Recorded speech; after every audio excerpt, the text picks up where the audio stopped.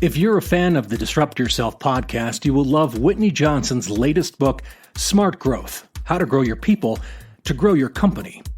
Smart Growth provides leaders the tools they need for teams and organizations to unlock their ability to learn and grow, making transformational and sustainable growth possible. The book has inspiring stories from amazing leaders such as Ed Catmull from Pixar, TV personality and nonprofit leader Mike Rowe, and University President Astrid Jimenez. Each of them will inspire you on your growth journey because growth is our default setting. Smart Growth is available for pre-order now wherever books are sold.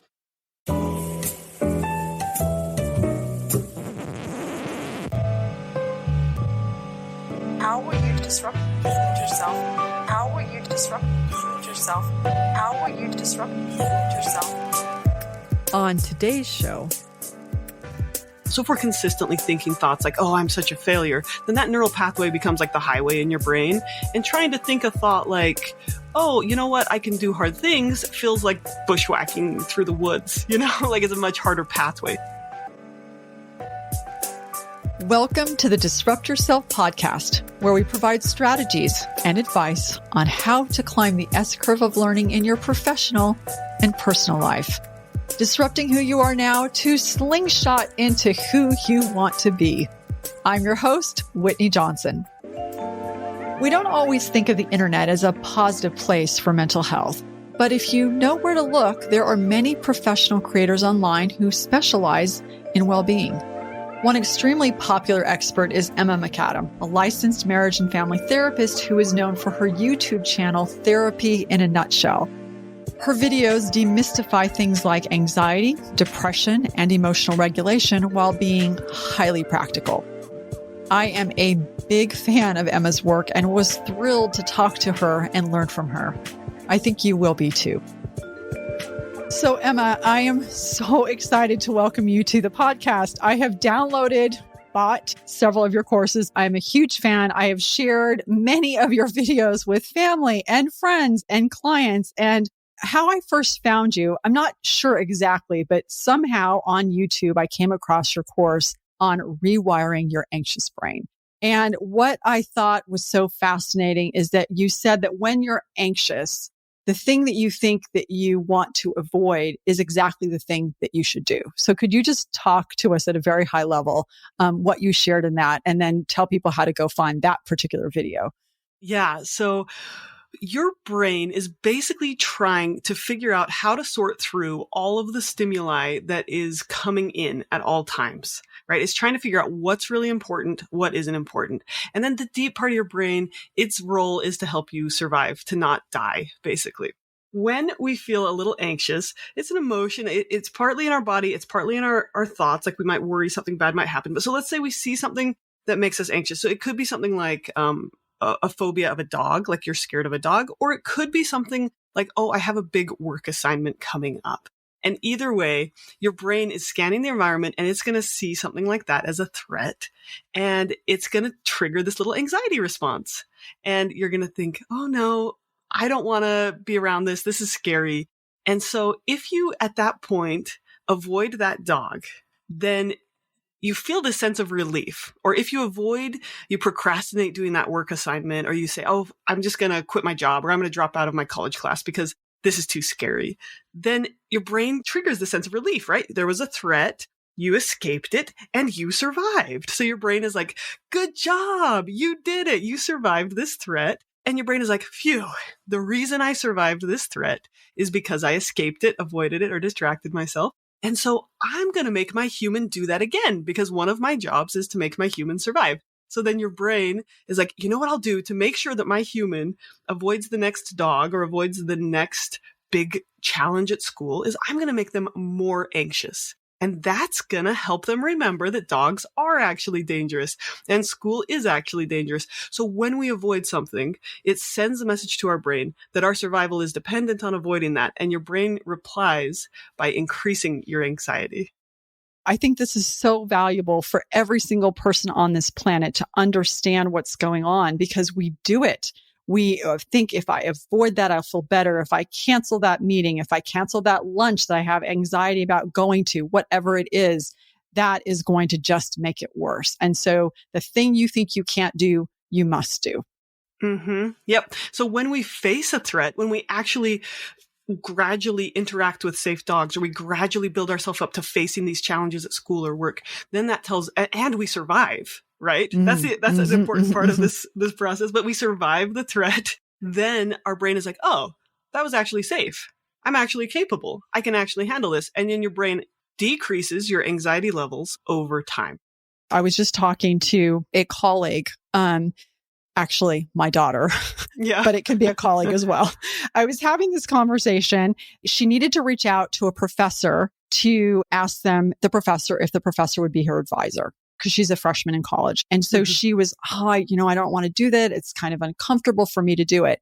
And one of the things that I did is after she did it, after she had the conversation, I actually made a point, because I've got Emma as the tutor in my ear, to say to her, okay, so how did it go? You were successful. You survived. What did it feel like? And so would your advice to be, as you're interacting with people around you, is once they get through that thing that they thought they were going to die in, to have them observe out loud, oh, did you notice you didn't die? Like what do you do? Yes, absolutely. That's dead on. So you face something that made you feel anxious, and afterwards you're like, oh, I did that. That reinforces in your brain that it is safe. So basically every little thing we do is like paving these neural pathways in our brain and making them a little bit thicker. So what we consistently use, those neural pathways become thicker, broader, faster. So if we're consistently thinking thoughts like, oh, I'm such a failure, then that neural pathway becomes like the highway in your brain. And trying to think a thought like, oh, you know what, I can do hard things, feels like bushwhacking through the woods, like it's a much harder pathway. And the more you use a pathway, the thicker it becomes. So if you face something scary, like talking to an advisor, and you do that and you survive, then that's like running that neural pathway one time. And it's like, okay, I can do that. And it's making that neural pathway thicker. But then if you remind yourself and you remember it, it's like actually experiencing that again. And it's making that neural pathway thicker. And the same thing works with gratitude. If something good happens to you and you don't even notice it, it really doesn't impact your brain. If something good happens to you and you notice it, then it's like your brain is like, oh, the world is okay. The world is safe, or the world is good. And then if you practice intentional gratitude later, it's like re-experiencing those good things over again and making those neural pathways thicker, like literally wiring the brain differently. Which is why it's so important at the end of the day to replay what worked, what went right. That's right. Yep. And our brain has a natural default setting of survival, which means that it's going to be more likely to pay attention to the things that went wrong than the things that went right. Like our default is to notice that. And so if we want to choose not to be stuck in survival mode all the time, we have to choose to help our brain remember that a lot of good things are happening and that safety is something that is real. You just talked about gratitude. Can you just talk a little bit more? Maybe it's gratitude, maybe it's something else that we can do to manage stress better. One of the first things I would say is we use the term stress and anxiety interchangeably, but the definition of stress is actually that it's in your body. Worry are the thoughts that you have about, oh, what about work? Or what about this email? And stress is the physical reaction that happens in your body, where your nervous system kicks on that fight, flight, freeze response. And anxiety, I consider anxiety as kind of the combination of the two. And so when it comes to work stress, the first thing I would coach people on is to be aware of what's going on in your body. When you're at work, are you tense? Are you tight? Do your hands get cold and sweaty? I mean, what level of stress are you in? Because there's actually a nice level of stress, like eustress or good stress helps you perform, helps you get excited, helps you get motivated. And then if you take that a little further, there's like a little bit of like terror stress where you're a little bit scared or overwhelmed. And then we take that to the next level, and that's where the shutdown happens. That's where you get exhausted. That's where you freeze up or get locked up or overwhelmed. And so when it comes to work stress, I would say, notice those things. And then the second thing I would say is you can actually learn the skills to regulate your nervous system in the present moment. So a lot of people know about the fight, flight, freeze response. I don't know how many people know that when you open your email, sometimes that triggers the fight, flight, freeze response. Like the human brain is so powerful, it doesn't just respond to a tiger in the present moment, but it can imagine future dangers by reading words on a page that trigger that fight, flight, freeze response. If you pay attention to your body, you can notice the fight, flight, freeze response happening when you're at work. And then you can learn the skills to calm your body down. And this is, learning to regulate your nervous system self-regulation. This is fascinating because we talk a lot about email or answering texts as giving people these dopamine hits that we crave and we can get addicted to it.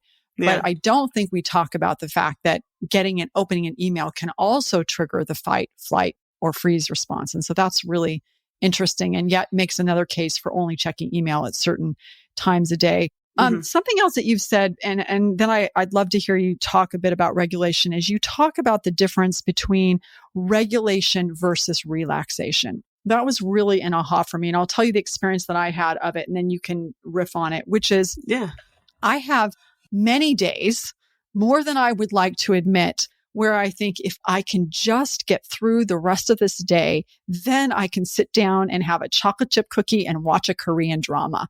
Everything will be okay. Right. And I think, and relaxation, as you say, is good and important, but then I'm not regulating at all. I'm just trying to numb myself until I can get to the end of the day and do those relaxing kinds of things. And most of us, the work that we do, we want to find joy and satisfaction in the work. So talk about the difference between regulation and relaxation, and then how can we regulate so that during the course of the day, we can actually enjoy the work that we're doing. Yeah. And I totally relate to your story because that's how I was kind of taught. Like I have kind of an anxious family where when they're in go mode, they're just bustling around and busy and running around doing things. And that's how kind of I was at work too. I'd go to work, especially the difficult weekends at my work and stuff. And I'd run around just being kind of tight and worked up and tense. And then afterwards, I would kind of collapse and be exhausted or really stressed out. I think there has been a lot of talk about relaxation. Relaxation is when you take a break from what you're doing and you do something else. So the idea with relaxation is you have to stop work to rest and recover. And the problem with that is that inherently pairs in your brain the idea that work is the cause of your stress, when the reality is it's how we perceive work that is what causes stress. So work is a neutral stimulus, and our brain interprets it as threatening or dangerous. If our brain interprets it as threatening or dangerous, then that triggers the stress response. Viktor Frankl says between stimulus and response, there's a space, and in that space is our power. So how we interpret work, we need to check ourselves and see, how do we interpret work? If our brain perceives work as a threat, that's what triggers that stress response. And when we ignore that fact, when we ignore that there's an interpretation in there, we then create this label in our brain that stress and work are inseparably connected, that they're fused, and our only option is to leave work, avoid work, to de-stress, to calm our body down. Mic drop, everyone. I hope everyone is listening to what she just said. This is so important. Okay, keep going. So if we want to change our habitual response, our nervous system's learned response to work, we have to do, we have the choice to do two things. And the first one is to acknowledge that in the present moment, I am safe. This email feels dangerous, but I'm actually safe. Or this job review feels dangerous, but I'm not going to starve to death, right? I am actually safe. That interpretation in the middle there is really key. The second thing is you can learn when you know that you are actually safe, or even in situations where you're not actually safe, you can learn to regulate your nervous system for optimal performance. And the guy who trained me on this, he trains ER doctors and military and CIA agents on how to regulate their nervous system, even in situations where they may be facing danger. Because one of the reasons these folks experience a lot of PTSD is because their nervous system is chronically in the fight, flight, freeze response when they're at work. They might actually be in danger, but they're having a danger react, or they're not actually in danger 99% of the time, but they're perceiving danger 100% of the time because there's a 1% chance of danger. Like a police officer in I don't know what the percentage is, or a military member serving in a war. There are moments of danger and then long moments of non-danger, but their body's in the danger response the whole time. And that's the same way work is. You have moments where maybe your job is on the line, or you have moments where your survival is important, your employment survival. I would hope that none of you are in jobs where people are actually threatening you. So what he trains and what he taught me to do, which has really been fundamental for the work I do, is you can train your body to switch out of the fight, flight, freeze response and into the parasympathetic response. Not a lot of people have been trained on how to do this, but you can trigger your body to switch to its natural resolving response. And you can still stay productive or vigilant, as he would call it, even when you're in that state. And I think a lot of people don't know that you can actually train your nervous system like a muscle to become more habitually dominated by the parasympathetic response, which is the rest and digest, the feed and breed response, where your body heals and it calms down throughout the day. So this is self-regulation. I love it. Okay, so I'm in a meeting and I'm getting ready to give a presentation. I'm feeling that thing of, if I could just have this be over. What's one or two things that anybody who is listening to this can do? Yep. And I can teach you a couple of these body-based skills. The one caveat I have is that when it comes to emotions, we can never get ourselves in a position where we're forcing our emotions to change. If we're feeling anxiety and we make this rule like, oh my gosh, I'm not allowed to feel this, that will tend to make our anxiety worse. But if we're like, I'm acknowledging I'm feeling this in my body, I'm allowing it to be here, and we'll see if we can coax it into this self-regulation, then these skills can be really powerful. So just had to throw that caveat out there. But here's some really simple things, and you can do these without anyone else noticing you're doing them. But with the parasympathetic response, I mean, the first and easiest thing to do is to take some slow breaths. And sometimes it's good to take deep belly breaths. So you could be sitting there in your chair and you can lean back, put your hands on your stomach, or just you could even stretch your arms back behind you and just let the air go into your belly. Breathe in slowly, breathe out slowly. And that reminds your nervous system that in this moment, you're actually safe. Because your brain communicates to your body what state your body should be in, but your body also communicates to your brain what state you should be in. And sometimes it's hard to calm our minds down. So one of the fastest ways to trigger calm is through the body. There's another one that I really like that tends to work fast for people, and this is the yawn. So there's a nerve coming out of your brain. It's the 10th cranial nerve. It's called the vagal nerve, and it starts in your brainstem, which is really kind of right above the roof of your mouth. So if you make a big yawn, or if you raise your soft palate by saying kind of the R sound, or you can feel the palate, the soft part of the back of your mouth lift up, or you can just make a big fake yawn. I mean, I wouldn't do this right in front of everyone at a meeting, but you can lift your soft palate quietly. But when you yawn, you can almost feel that automatic relaxing response. I am feeling very relaxed right now. I have yawned several times since you started talking about that. And yawning is contagious for a reason. Our nervous system mirrors other people's nervous systems. And so if people start yawning, it'll trigger that parasympathetic response in others. Our brain is constantly monitoring the faces of other people to know whether they're safe or dangerous. So if other people start yawning, then it sends a message to your brain, you're safe. This person's not doing anything. They're going to fall asleep. Though, you just made me think, when the next time I start yawning and I'm talking to someone, I'll say to them, hey, I just want you to know this does not mean I'm bored. It means I feel very safe and comfortable around you. And that is why I am yawning. Yep. It's a compliment. Yep. Or I'll go to the temple and I'll just start yawning and I'll be like, whoa, like, it's not that I'm so bored. It's that I'm just so calm here. So relaxed. I love it. Yep. Now, for the self-regulation, is there a specific, you have this catalog on YouTube, which is amazing. is there a specific video that you would recommend that people go to for one or two of these skills that we've just been talking about? Yep. I have two videos that are titled 4 Ways to Soothe Anxiety in Your Nervous System. And then the other one's 4 More Ways to Soothe Anxiety in Your Nervous System. And both of those For a total of 8. So a couple of your quotes that I love are: a judgmental attitude toward emotions predicts depression. Emotions cannot hurt you, but not dealing with them can.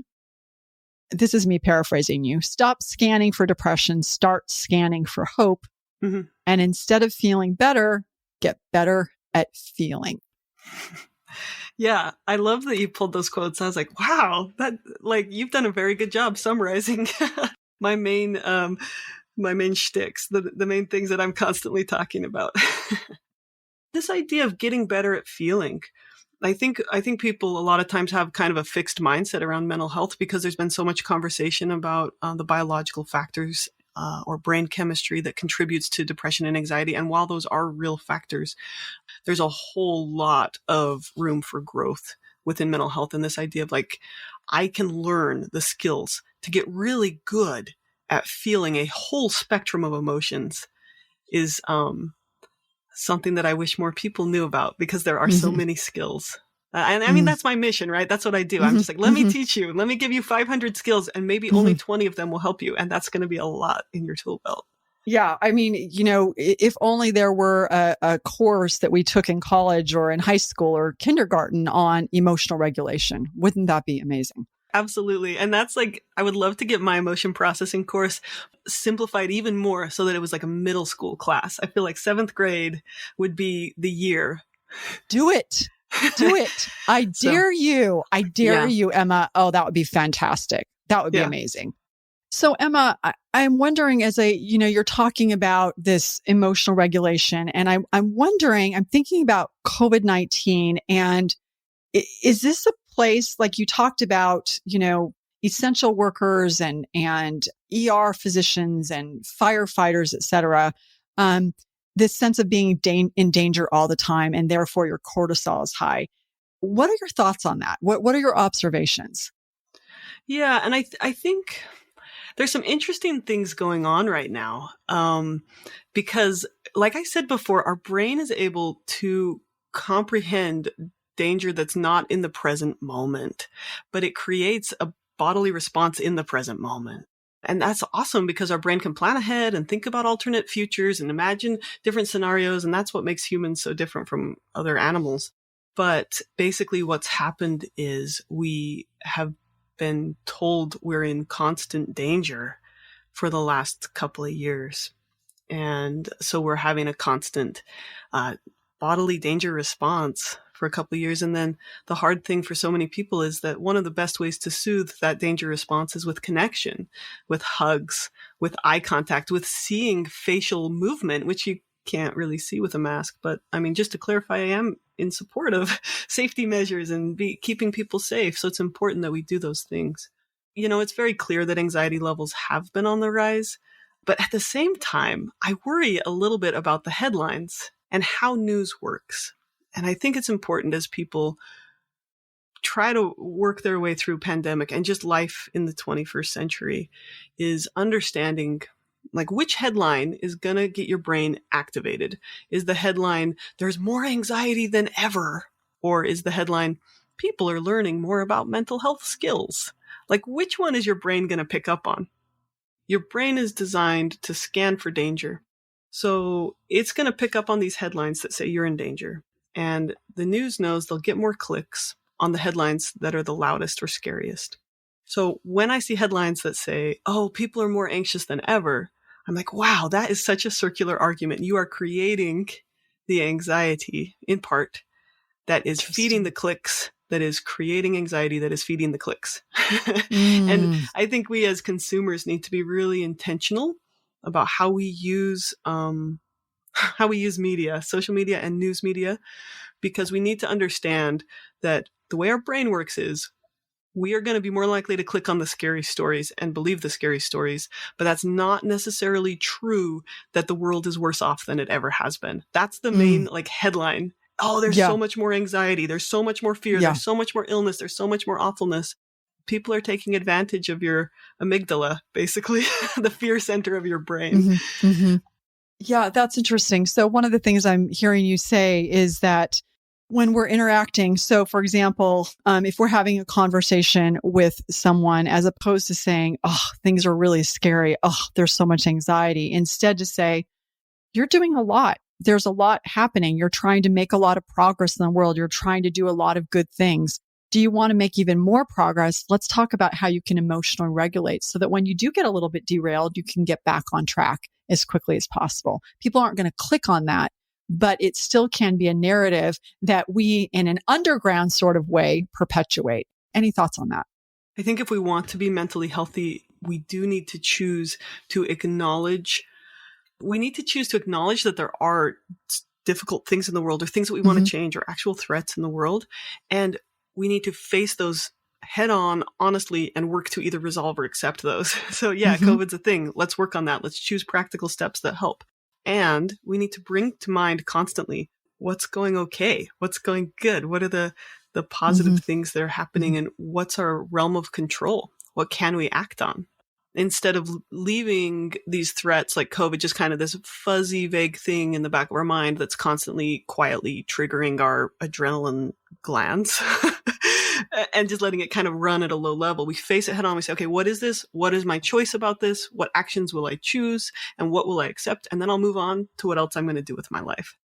I just interviewed General Stanley McChrystal for the podcast, and we were talking about risk. And he said, you can't avoid risk. You can't dodge risk. You need to be prepared for risk. And what I hear you saying is you can't dodge COVID. COVID is there, but you can be prepared. And going back to the Viktor Frankl quote that you just brought up, is you can be prepared to what am I going to do in this situation? What am I going to pay attention to? I'm going to pay attention. Am I going to scan for things that are going to depress me, that are going to scare me? Or am I going to scan for that which will give me hope and optimism? And one of the things I think about, and we're kind of getting in this metaphysical conversation, is yes, there are challenging things in the world, but if you really believe there is an equal and opposite reaction, that there is opposition in all things, that means there's scary things, but that means there is a match for that. So for whatever is bad, there is an equal portion of good. And that to me is where you're trying to get our brains to go as we're having this conversation. Absolutely. Absolutely. And the difference is the negative will come in as a reaction. We will see the bad as a natural reaction. We don't need to try hard. But our brain's default mode is not to see the good. That's something we have to be intentional about.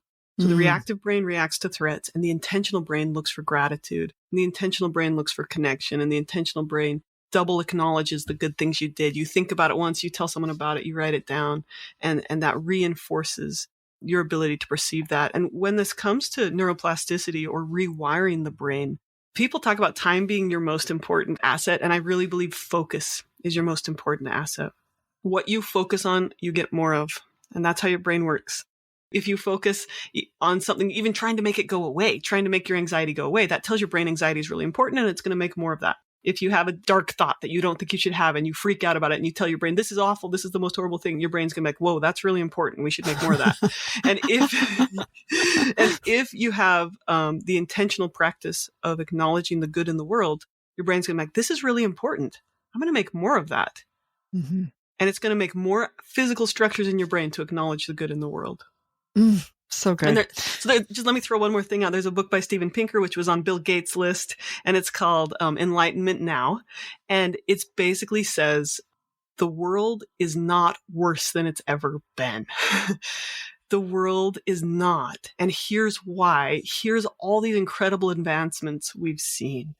And really, I mean, there are real challenges that need to be faced. But there's less slavery than ever in the history of the world. Women have more power than ever in the history of the world. More people have access to healthcare than ever in the history of the world. More people can read than ever in the history of the world. More people have access to information than ever in the history of the world. Less people are starving than ever in the history of the world. And so I'm not trying to say no one's starving. Of course, there are challenges that need to be faced. But those are the headlines that no one clicks on. So the news channels don't publish them. So our brain gets taught that the world is a terrible, threatening, dangerous place. And we all need to be scared and anxious about it when actually our kids are safer than they've ever been.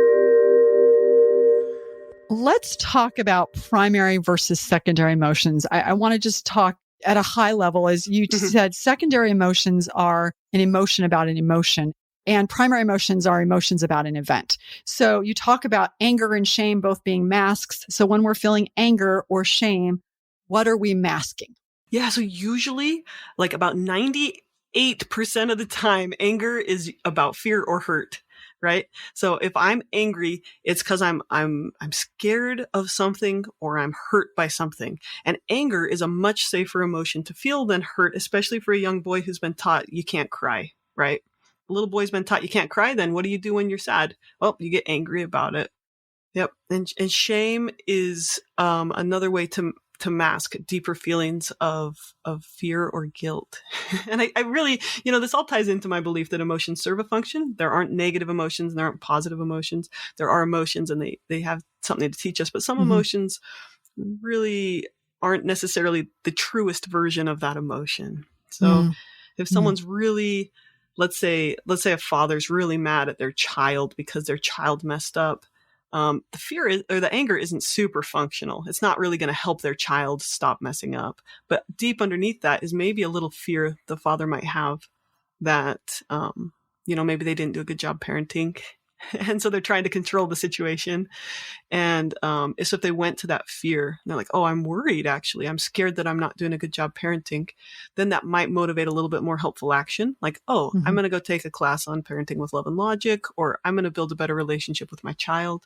And that might be a little bit more helpful action. Whereas anger, the action it motivates is like screaming, yelling, being violent, not super helpful.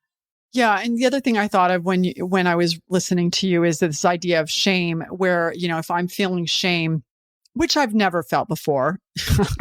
Me neither.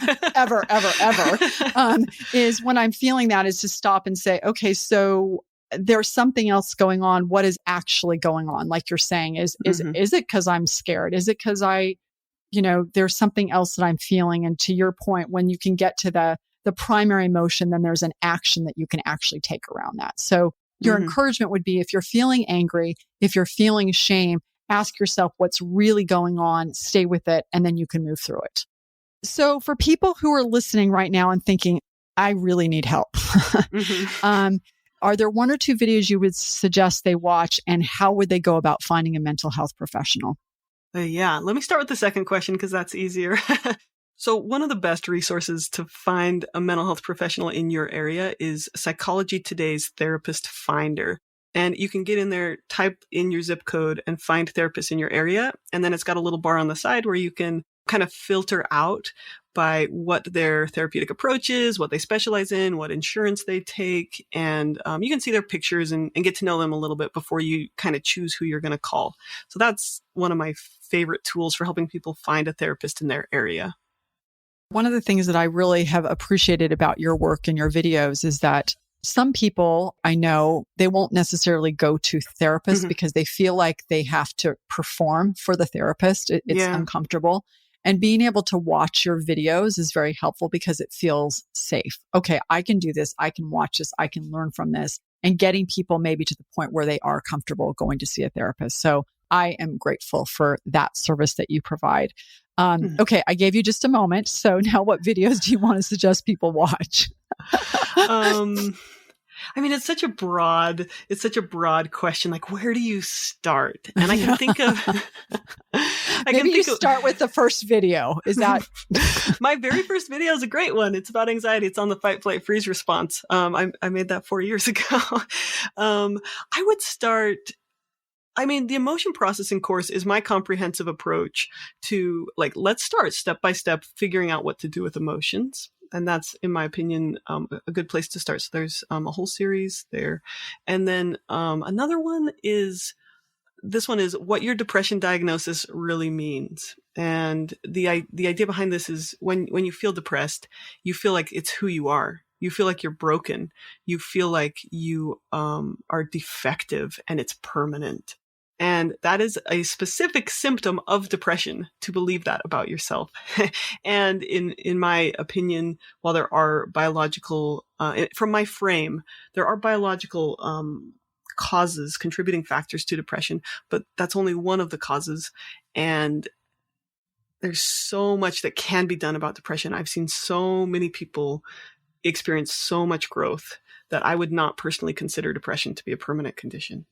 So in our work, we use the S curve of learning as this visual model to help people think about what growth looks like. So whenever you start something new, you're at the launch point and you're grasping for knowledge to figure out how you're going to move up that S curve, and you feel excited and you feel afraid. And then you get into the sweet spot because you've done all this work and you're increasingly getting your predictions right. So you're getting more and more dopamine. And then you get to the mastery and you know exactly what you're doing, but you're now a little bit bored.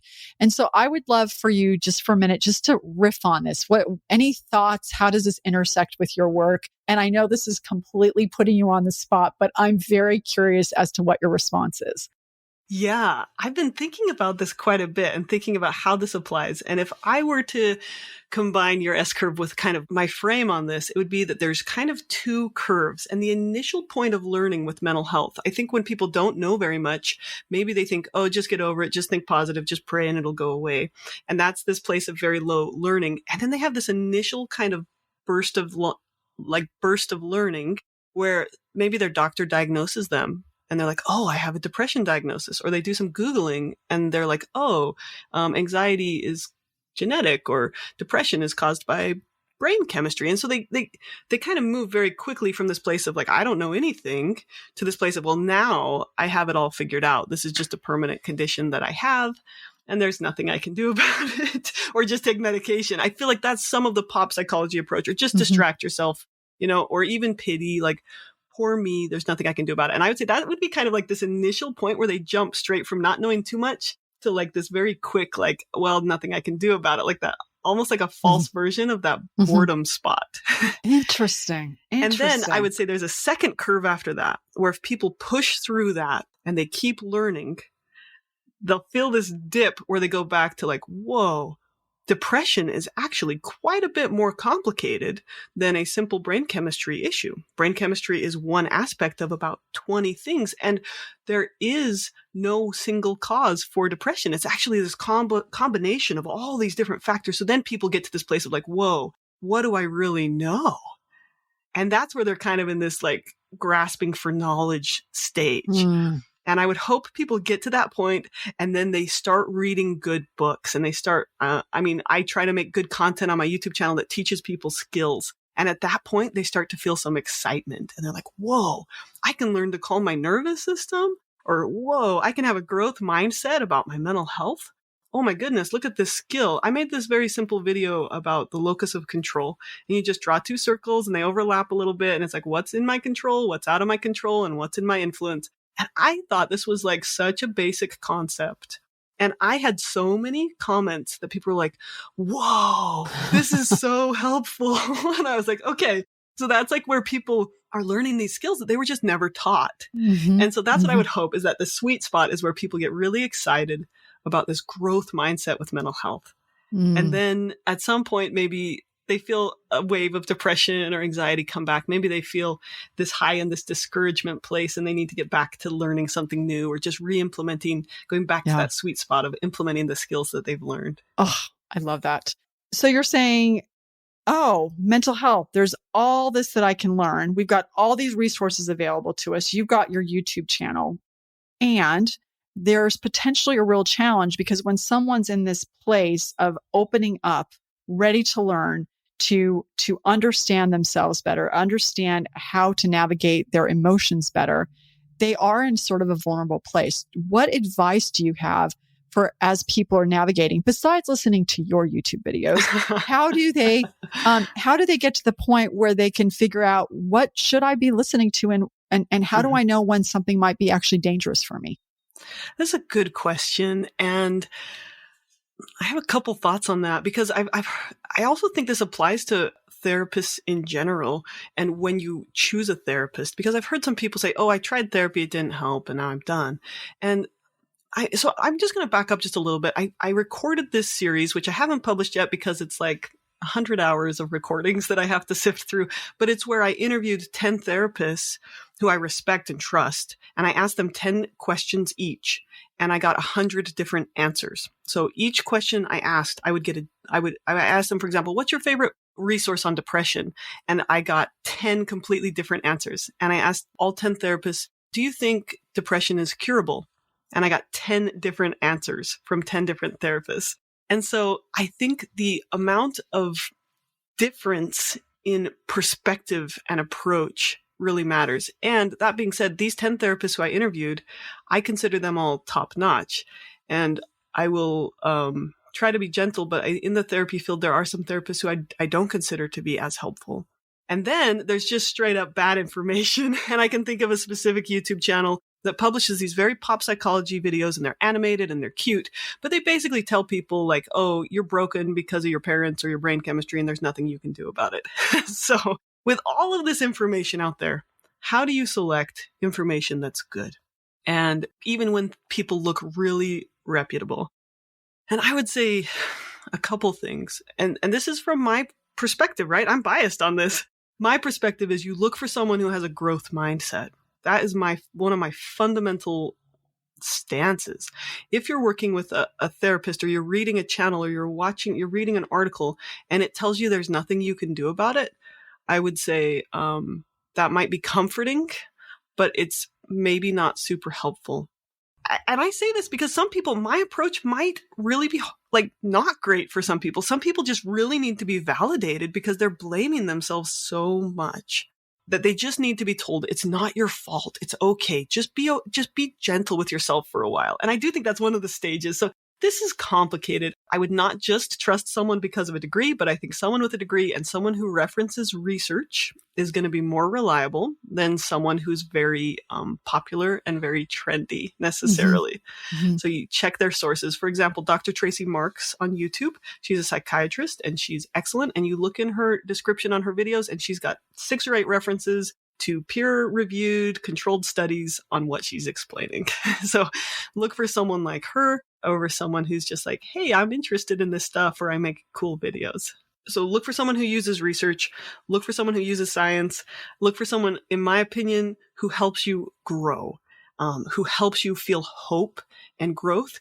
And then when you're looking for a therapist, look for someone who you feel safe and comfortable with, but then also I would say look for someone who challenges you. So you might find a therapist who's so comforting to go to and they just soothe you every time, and you leave the session and you have nothing to change or nothing to grow on. Like sometimes my clients feel awful after a session because I'm like, you know what, this, you kind of did this to yourself and here's how you can change it if you want to. And it doesn't feel good. So I would look for a therapist who challenges you. So the 2 thoughts that I had is you look for the evidence in your own life. Are you over time with this person? Do you, like you said, do I feel safe around this person? Number 1. Number 2, do I over time feel like I'm becoming better? Do I feel this sense of expansion of self? And do they love me enough to hold me accountable because they believe that I can be better than I am today? And so for me, not being a therapist, but having had therapy, those would be some of the things that I would be looking for as evidence, not quantitative, but qualitative evidence that in fact, it does make sense. And even you can have that experience in watching a video, right? Does this person ask me to act and not be acted upon? Does this person ask me to take responsibility for my life? Does this person also help me be compassionate toward myself? So I'm threading those 2 places. You cut your teeth professionally by working in a wilderness therapy camp, treatment. No, what is it? Yeah, wilderness therapy program, treatment center. Mm-hmm. Okay. And so for teenage girls, and so for those who are listening who are either teenagers or work with teenagers, any quick advice? First off, I love teenagers. I've worked with them for 15 years or more. And teenagers, they love to be treated with respect. So if you talk to them like a peer and you listen to them, they'll be more likely to feel like you value them instead of talking to them like they're a child who needs a lot of advice. So I think as parents, it's hard to shift that role from younger kids where they need to kind of be a little bit told what to do to older kids who, when you honor their agency, when you really respect their ability to choose and you highlight to them consequences, like, oh, if you treat me like this, then our relationship suffers and I want a good relationship with you. But if you treat me like this, then I'll have more trust for you and that's what I want. And you don't say, you need to do this or I won't trust you. You just kind of highlight for them, like, here's the outcomes of what you do. Let me help your prefrontal cortex develop a little bit. That's the part of your brain that plans ahead and doesn't develop till you're 25. So helping highlight choices for them is better than telling them what to do. And that shows them you respect them and honor them and value their agency. So good. So you made a video about how when we try to feel happy, it often backfires and that we need to parse the differences between purpose and happiness. Can you tell us where we can find the video and just at a high level, talk a little bit more about that? Because it's intriguing. Mm-hmm. Yep. So that video is a part of my emotion processing series. And it's, I think if you search that and search purpose versus happiness, you'll find it. And it says, why trying to feel happy backfires.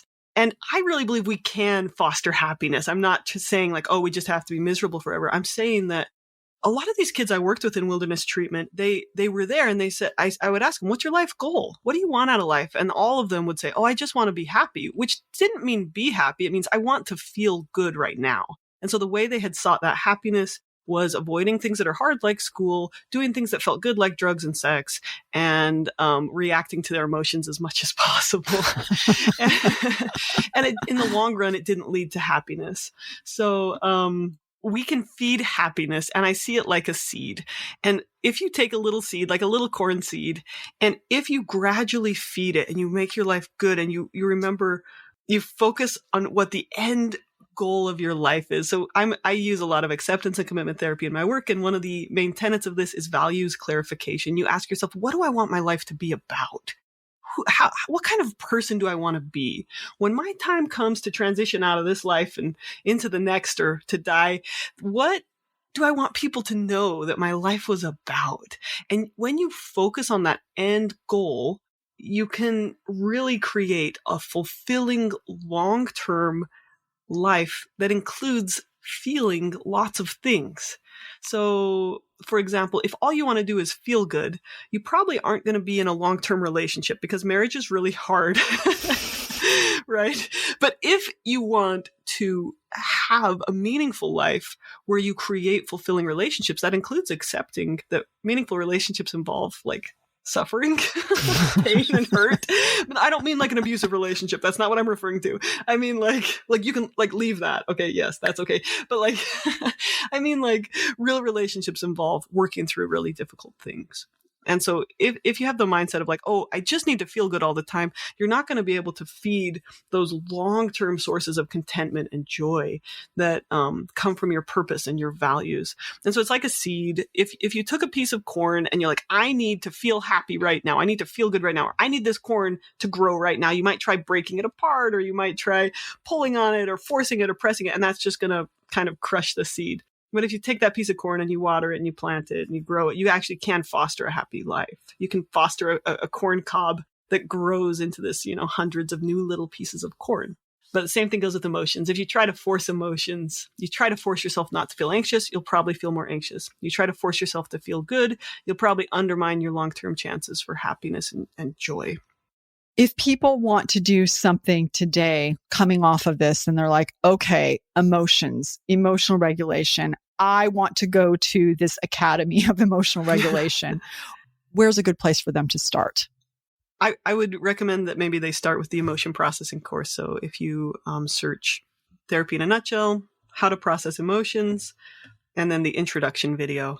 There's 30 videos. They aren't all published yet, but you just start with the introduction and you could work through the first couple videos would be a good place to start, in my opinion. And I am making an endorsement of them. They are terrific. So I highly endorse them all. As we wrap up, Emma, what I would love to hear from you is what was useful for you in this conversation? So it may be something that you said, it may be something I said, it may be something that you heard that wasn't being said. What was useful for you? Well, I really like this idea of the S curve. It's an interesting approach to getting yourself in this sweet spot of growth. And for me, growth is one of my number one values. Just like, how can we create forward movement and get ourselves into this place where we're excited and learning stuff and still like kind of functioning in life pretty well too. So that's something that's been helpful for me to kind of process. This was an absolute delight. Thank you so much for talking us through this. And I wanted to just give you a quick compliment and an encouragement.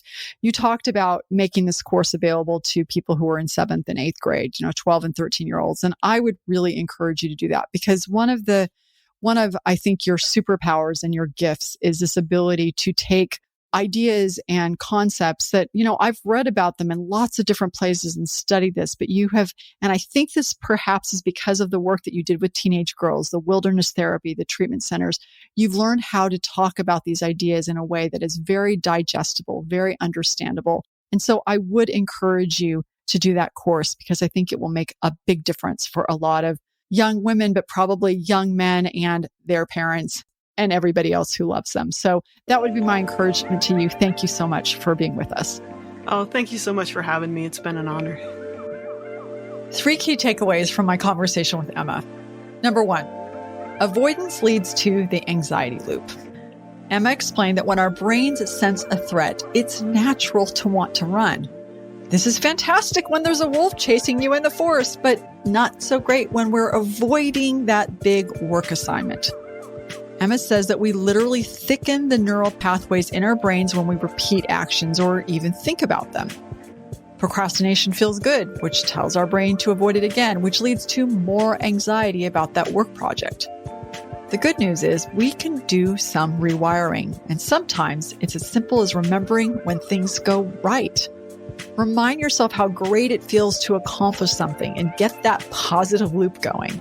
In Emma's words, focus is your most important asset. Number 2, acknowledge the good in the world. The world seems like a scary place, especially in recent years. And yes, there are problems in the world and our personal lives that need to be addressed. But as Emma explained, our brains detect threats automatically. Negativity can be the default mode. We have to be intentional to see the good things. We are safe. The world is arguably the best it's ever been. That next email won't kill us. Taking a moment to acknowledge good things is a great tactic. Number 3, purpose versus happiness. We often view happiness as an immediate feeling. Why am I not happy right now? What can I fix? But Emma compares it more to a seed that must be nurtured with purpose. If we just avoid things that give us bad feelings and grasp for things that give us immediate pleasure, well, we all know that's not a recipe for long-term happiness. It's logical when you think about it, but framing it this way gives us better tools to acknowledge feelings we don't like. I'd love to hear about your strategies for mindfulness and mental health. Email me at wj@whitneyjohnson.com. I read and respond to every note. In the meantime, if you want to do more listening, check out Jennifer Moss, author of The Burnout Epidemic, episode 238. Ben Shiri, a restaurateur in Australia, on what he learned about mental health in episode 185. And Carol Kaufman, head of the Institute of Coaching at Harvard Medical School, episode 118. And if you're ready to get smarter about your growth, and we talked a lot about growth in this episode, our new book, Smart Growth, How to Grow Your People to Grow Your Company, is now available for pre-order wherever books are sold. We'll include a link in the show notes. Thank you again to Emma McAdam for being our guest. Thank you for listening. Thank you to our producer, Matt Silverman, audio engineer and editor, Whitney Job, assistant producer, Steve Ludwig, and production assistant, Maddie McDaniel. I'm Whitney Johnson, and this is Disrupt Yourself. Disruption.